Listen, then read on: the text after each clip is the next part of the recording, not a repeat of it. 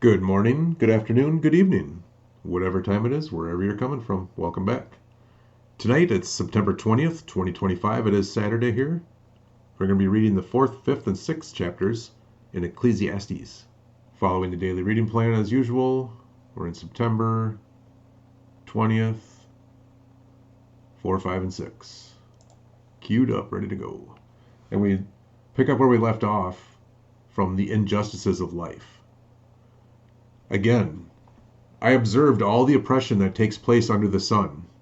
I saw the tears of the oppressed, and no one to comfort them. The oppressors have great power, and their victims are helpless. So I concluded that the dead are better off than the living. But most fortunate of all are those who are not yet born, for they have not seen all the evil that is done under the sun. Then I observed that most people are motivated to success because they envy their neighbors. But this too is meaningless, like chasing the wind. Fools fold their idle hands, leading them to ruin. And yet, better to have one handful with quietness than two handfuls with hard work and chasing the wind. The advantages of companionship. I observed yet another example of something meaningless under the sun. This is the case of a man who is all alone, without a child or a brother, yet who works hard to gain as much wealth as he can. But then he asks himself, who am I working for? Why am I giving up so much pleasure now? It is all so meaningless and depressing. Two people are better off than one, for they can help each other succeed. If one person falls, the other can reach out and help. But someone who falls alone is in real trouble. Likewise, two people lying close together can keep each other warm. But how can one be warm alone? A person standing alone can be attacked and defeated. But two can stand back to back and conquer. Three are even better, for a triple braided cord is not easily broken. The futility of political power. It is better to be a poor but wise youth than an old and foolish king who refuses all advice. Such a youth could rise from poverty and succeed.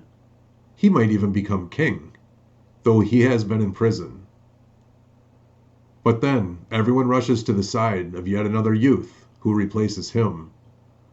Endless crowds stand around him, but then another generation grows up and rejects him too. So it is all meaningless, like chasing the wind. Chapter 5, Approaching God with Care. As you enter the house of God, keep your ears open and your mouth shut. It is evil to make mindless offerings to God. Don't make rash promises, and don't be hasty in bringing matters before God. After all, God is in heaven, and you are here on earth, so let your words be few. Too much activity gives you restless dreams. Too many words make you a fool. When you make a promise to God, don't delay in following through, for God takes no pleasure in fools. Keep all the promises you make to Him. It is better to say nothing than to make a promise and not keep it. Don't let your mouth make you sin, and don't defend yourself by telling the temple messenger that the promise you made was a mistake. That would make God angry, and He might wipe out everything you have achieved. Talk is cheap, like daydreams and other useless activities. Fear God instead. The futility of wealth. Don't be surprised if you see a poor person being oppressed by the powerful, and if justice is being miscarried throughout the land, for every official is under orders from higher up, and matters of justice get lost in red tape and bureaucracy. This was written thousands of years ago, and it is still true today. Even the king milks the land for his own profit.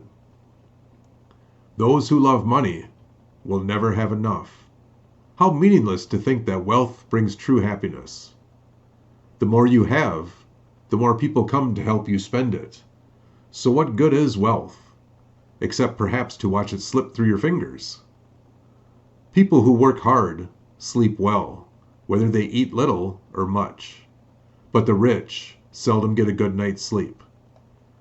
There is another serious problem I have seen under the sun. Hoarding riches harms the saver. Money is put into risky investments that turn sour, and everything is lost. In the end, there is nothing left to pass on to one's children. We all come to the end of our lives as naked and empty-handed as the day we were born. We can't take our riches with us. And this, too, is a very serious problem. People leave this world no better off than when they came. All their hard work is for nothing, like working for the wind. Throughout their lives, they live under a cloud, frustrated, discouraged, and angry. Even so, I have noticed one thing at least that is good. It is good for people to eat, drink, and enjoy their work under the sun during the short life God has given them, and to accept their lot in life. And it is a good thing to receive wealth from God and the good health to enjoy it. To enjoy your work and accept your lot in life, that is indeed a gift from God. God keeps such people so busy enjoying life that they take no time to brood over the past.